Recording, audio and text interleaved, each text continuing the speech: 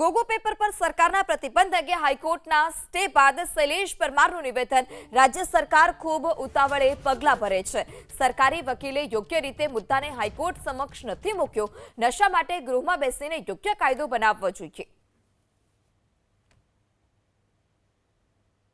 ચોક્કસ એવું માનું છું કે મારી પાસે જે માહિતી છે આધીન છે કે સરકારના વકીલો દ્વારા પણ જે ઠોસ પુરાવા અને ધારદાર જે રજૂઆત કરવી જોઈએ એ રજૂઆત કરી નથી। એટલે હાઈકોર્ટના ચુકાદાને અમે સર આંખો પર ચડાવીએ છીએ, પણ સરકારે ફરી એક વખત ગોગો પેપર માટે વ્યવસ્થિત રીતે, ટેકનિકલ રીતે, કાયદાકીય રીતે વિધાનસભાના ફ્લોર ઉપર માટે 44ના નિવેદનના આધીન કર્યા કરતાં વિધાનસભા કાયદા ઘડનારું ગૃહ છે અને કાયદાના સ્વરૂપમાં વિધાનસભામાં કોઈ પણ વસ્તુ લાવવામાં આવે તો સ્વાભાવિક છે કે હાઈકોર્ટ પણ એની અંદર પોઝિટિવ રહેતી હોય છે। સરકારના ઉતાવળા પગલાંના લીધે અને સરકારી વકીલોની રજૂઆત નબળી થવાના કારણે સરકારે આ પરિણામ ભોગવવું પડ્યું છે।